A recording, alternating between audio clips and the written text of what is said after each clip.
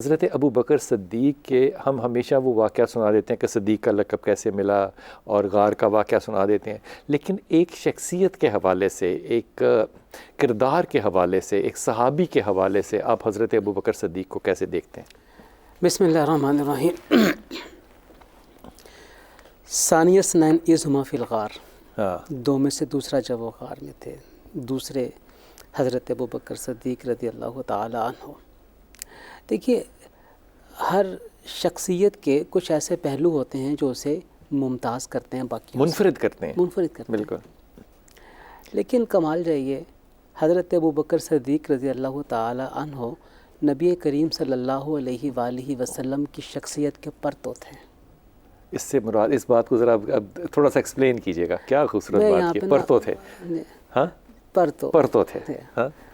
اس کا انگلش کریں گے جی مرر امیج، جی مرر امیج کر سکتے ہیں، مرر امیج بھی آئی نہیں۔ نبی کریم صلی اللہ علیہ وآلہ میں اس میں جملہ پھر کر دوں، آپ نے کیونکہ لفظ بڑا اچھا استعمال کیا ہے۔ حضرت عمر خطاب کہتے ہیں کہ آپ کو جب خلافت دی گئی تو اس کی ایک بہت بڑی وجہ تھی کہ صحابہ آپ کا اتنا احترام کرتے تھے کہ آپ جب گزرتے تھے تو سروں کو جھکا لیتے تھے۔ نبی کریم صلی اللہ علیہ وآلہ وسلم پہلی وحی کے بعد اپنے گھر تشریف لائے، حضرت خدیجہ رضی اللہ تعالی عنہ سے فرمایا زمیلونی، مجھے اڑا دو، ذرا تھوڑا سا حالت ذرا بہتر سنبھلی، تو پورا ماجرا سنایا۔ تو اس کے جواب میں حضرت خدیجہ رضی اللہ تعالی عنہ نے یہ آپ سے عرض کیا کہ اللہ تعالیٰ کبھی بھی آپ کو رسوا نہیں کرے گا، آپ کو ضائع نہیں کرے گا، آپ غریبوں کا خیال کرتے ہیں، غریبوں کا خیال کرتے ہیں، آپ یتیموں کے والے ہیں، آپ بیماروں کی تیمارداری کرتے ہیں، آپ لوگوں کے نوائب حق پہ کھڑے ہوتے ہیں، لوگوں کے کام آتے ہیں۔ یعنی خدمت خلق کی جتنی بھی کیفیات ہیں وہ حضرت خدیجہ رضی اللہ تعالی عنہ نے آپ کی ذات کے لیے بیان کر دی۔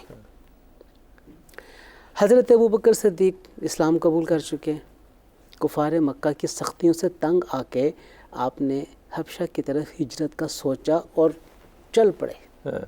راستے میں ایک شخص نے روکا، ابو بکر کہاں کے ارادے ہیں؟ میں حبشہ جا رہا ہوں۔ وہ کہنے لگے کیوں؟ یہ سارے ماجرے تمہارے سامنے، پتہ ہے یہ کیا معاملے ہیں؟ اس شخص نے بعینہ ہی وہی الفاظ حضرت ابو بکر صدیق رضی اللہ تعالیٰ عنہ کے لیے استعمال کیے جو حضرت خدیجہ نے رسول پاک صلی اللہ علیہ وسلم کے لیے استعمال کیے تھے، کہ جی آپ غریبوں کی مدد کرتے ہیں، آپ یتیموں کے کام آتے ہیں، آپ بے قصوں کی بے قصی کرتے ہیں، آپ جو الفاظ، آپ ان الفاظ کو دونوں کو عربی کے میچ کر لیجیے، آپ کو سر وہ فرق نظر نہیں آئے گا۔ تو میں نے جو عرض کیا نا، پرتو تھے، وہ یہ ریزیمبلنس جو ہے نا، اور آپ نے وہ ہجرت پھر اختیار نہیں کی اختیار، اور پھر انہوں نے یہ کہا کہ میں آپ کو اپنی امان دیتا ہوں، میں آپ کا مکمل طور پہ ساتھ دوں گا اور آپ کو کوئی غضب نہیں پہنچائے گا۔ آپ جیسے بندے کو مکہ چھوڑ کے نہیں جانا چاہیے، جانے کی ضرورت ہی نہیں ہے۔ کیا بات ہے، کیا بات ہے۔ تو حضرت ابو بکر صدیق رضی اللہ تعالی عنہ نبی کریم صلی اللہ علیہ وسلم کے پرتو تھے، اخلاق، عادات، عمر، طریقہ کا 2-2.5 سال کا فرق تھا۔ یہ بعینی ہی فرق تھا عمر میں کمی کا، لیکن جب عمر اپنے اختتام تک پہنچتی ہے تو وہ 63 برس کی عمر پہنچ جاتی ہے۔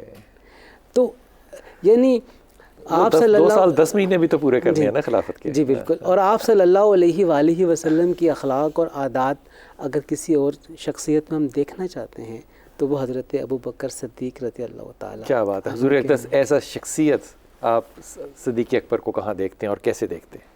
بسم اللہ الرحمن الرحیم۔ سیدنا صدیق اکبر رضی اللہ تعالیٰ عنہ کے جو فضائل ہیں وہ بے حد و بے حساب ہیں، اس لیے کہ جس کے فضائل و مناقب اور خصوصیات بیان کرنے والی ذات خود رب ہو، تو اس کے مناقب اور فضائل کا انتہا احاطہ کرنا ایک انسان کے بس کی بات نہیں ہے۔ مگر ہمیں ضرورت اس بات کی ہے کہ ہم قرآن، سنت اور سیدنا صدیق اکبر کے حالات زندگی کو سامنے رکھتے ہوئے آج کے اس دور کے جو مسائل ہیں ان پر گفتگو کریں۔ اور وہ کیا ہے کہ آج سب سے بڑا مسئلہ جو مذہبی حوالے سے ہے وہ ہے اہانت کا، اور وہ ہے کسی کے بارے میں کم و بیش بولنے کا۔ اب ہم سیدنا صدیق اکبر رضی اللہ تعالیٰ عنہ کی حیات مبارکہ سے اسی پہلو کو لیتے ہیں تاکہ آج کا جو نوجوان ہے جو بڑا منتشر ہے کہ حق کدھر ہے، حق کس طرف نہیں ہے، ان کو بھی رہنمائی ملے اور وہ بھی کف لسان کی طرف آئیں, زبان کو روکنے کی طرف آئیں کہ فلاں فلاں شخصیات ایسی ہیں جن کے بارے میں ہمیں کچھ نہیں بولنا, یا کم سے کم بے ادبی سے نہیں بولنا. اب آپ دیکھیے سیدنا صدیق اکبر رضی اللہ تعالیٰ عنہ کا رویہ ذات رسالت میں آپ صلی اللہ علیہ وسلم سے کیسا تھا. وہ تو عشق, اتباع, اطاعت, بلکہ عشق, اتباع, اطاعت سے بڑھ کے تو حضور کے صرف ابرو کے اشارے پر سب کچھ قربان کرنے کے لیے تیار ہوتے تھے. اس کی ایک بہت بڑی وجہ یہ بھی ہے جو کہ ہمارے عائشہ بھی اس کو راوی کرتے ہیں کہ آپ کا جو وقت ہے رسول پاک صلی اللہ علیہ وسلم کا, وہ آپ کے گھر میں بحیثیت ایک فرد کے آرگومنٹ کے طور پہ, جس طرح کہ خاندان کا بڑا ہوتا ہے یا چھوٹا ہوتا ہے اور اپنی آ کے دلچسپی کے موضوع اور معاملات کو ڈسکس کرتا ہے, یہ تربیت گاہ جو تھی ہوئی حضرت ابوبکر صدیق کے گھر میں تھی ابتدائی ادوار میں. جی ہاں, سیدنا صدیق اکبر رسول صلی اللہ علیہ وسلم کی اسلام سے پہلے بڑی دوستی تھی, بہت دوستی اور بڑی انڈرسٹینڈنگ تھی, اور اسی انڈرسٹینڈنگ کا نتیجہ تھا کہ اگر کوئی وحی اترتی تھی تو حضرت ابوبکر صدیق اس کے بارے میں خود وضاحت فرماتے تھے, جس کی وجہ سے صحابہ کرام نے ان کا نام رکھا یہ مزاج شناس نبوت ہیں, مزاج شناس نبوت ہیں. اچھا, اب میں بات کر رہا ہوں کہ ہمیں اس دور پر مسئلے کو حل کی طرف آنا چاہیے. اس بات کو تھوڑا سا ایکسپلین کر دیں کہ وہ جو کیفیت ہے کہ جو اختلافی پہلو ہیں یا دوسرے کے نقطہ نظر ہیں, ان کو ایکسپلین کرنے کی کیپیسٹی. جی ایسا ہی ہے نا؟ بالکل ایسا ہی ہے. اب آپ دیکھیے کہ حضرت صدیق اکبر رضی اللہ تعالیٰ عنہ سے کسی نے پوچھا کہ آپ کے حسن سلوک کا سب سے زیادہ مستحق کون ہے, تو سیدنا صدیق اکبر رضی اللہ تعالیٰ نے فرمایا کہ میں اپنے قرابت داروں سے زیادہ ترجیح دوں گا کہ حضور کے قرابت داروں سے سلوک کیا. کیا بات ہے, مسائل ہی کراس دا بورڈ ختم. اچھا, یہ تو آپ کا فرمان ہے, یہ تو آپ کا ارشاد ہے. ایک دفعہ مولا علی کرم اللہ تعالیٰ وجہ الکریم اور سیدنا صدیق اکبر نماز عصر پڑھ کے باہر نکلے تو سامنے شہزادہ حسن نظر آئے, تو سیدنا صدیق اکبر رضی اللہ تعالیٰ عنہ نے کندھے پر بٹھا لیا, اور کندھے پر بٹھا کے مولا علی سے کہتے ہیں علی میں نے اس لیے اس کو کندھے پر نہیں بٹھایا کہ یہ تیرا بیٹا ہے. تو مولا علی مسکرا کے کہتے ہیں, فرماتے ہیں کہ پھر کیوں بٹھایا ہے؟ وہ کہنے کے کہ یہ شکل مصطفیٰ ہے, اور فرمایا کہ یہ کیوں تم لے کے گھوم رہے ہو مدینہ کی گلیوں میں؟ انہوں نے کہا میں نے چند دن پہلے آقا کو دیکھا ہے, تو میں نے کہا کہ آقا کی اس سنت پر عمل کر لوں, شاید اسی سے میری نجات ہو جائے.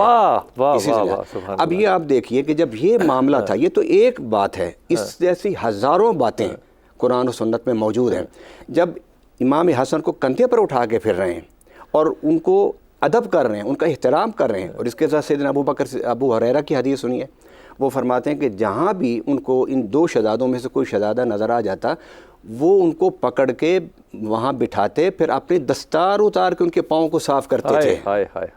اتنا بڑا محدث صحابی. اور میں تو ایک جملہ آپ کی بڑا اچھا جملہ استعمال کیا, اتنا بڑا محدث صحابی کہ اس طرح کر رہا ہے عمل. میں آپ کی نظر ایک جملہ کرنا چاہتا ہوں. میں اکثر یہ کہتا ہوں, اور آج پہلی دفعہ آپ کے اس پروگرام میں کہہ رہا ہوں, ہمیں تو اہل بیت کی محبت و احترام کا راستہ دکھایا ہی ابو بکر